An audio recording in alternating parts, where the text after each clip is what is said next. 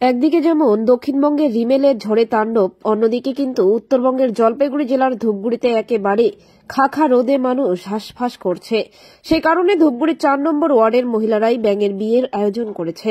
সেই ব্যাঙের বিয়ে দিয়ে তারা রীতিমতো খিচুড়ির আয়োজন করেছে। ব্যাঙের বিয়ের পরের দিনই কিন্তু বৃষ্টি হয়েছে। তাদের বিশ্বাস যে আমরা ব্যাঙের বিয়ে দেওয়ার ফলে বৃষ্টি হয়েছে। ব্যাঙের বিয়ে দেখার জন্য মহিলাদের ভিড় দেখা গেছে। তো নমস্কার আমাদের উত্তরবঙ্গের ভাই বোনদের, দাদাদের, দিদিদের।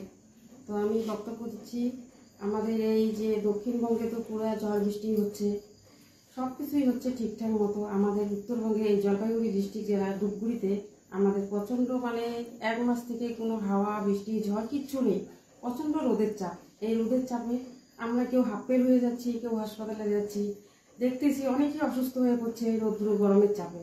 তাই আমরা এই 4 নম্বর ওয়ার্ডের ধূপগুড়ির 4 নম্বর ওয়ার্ডের মহিলারা সবাই মিলে ষড়যন্ত্র করলাম, বাচ্চা কাচ্চা ছোট সবাই মিলে একটা আয়োজন করলাম যে আমরা ব্যাঙের বিয়ে দিব।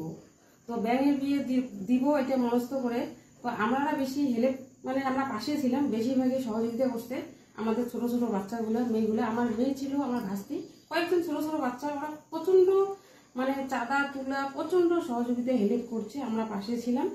এই নিয়ে কালকে আমাদের ব্যাঙের বিয়েটা হলো। আগের দিন আমরা জল ভরছি, একদম দধিমঙ্গল থেকে শুরু করে যা নিয়মকরণ হয়, মানুষের বিয়ের যা নিয়মকরণ হয় সেগুলো আমরা সব করছি, করে রীতিমতো আমরা এই যে ব্যাঙের বিয়েটা দিলাম। ব্যাঙের বিয়ে দেওয়ার পরে আমরা এত খুশি, সবাই এত আনন্দ যে আমাদের ব্যাঙের বিয়ে দেওয়া 1 ঘন্টা পরেই বৃষ্টি নেমে আসছে। আবার আজকে যে প্রচন্ড ঝড় বৃষ্টি হয়ে গেল।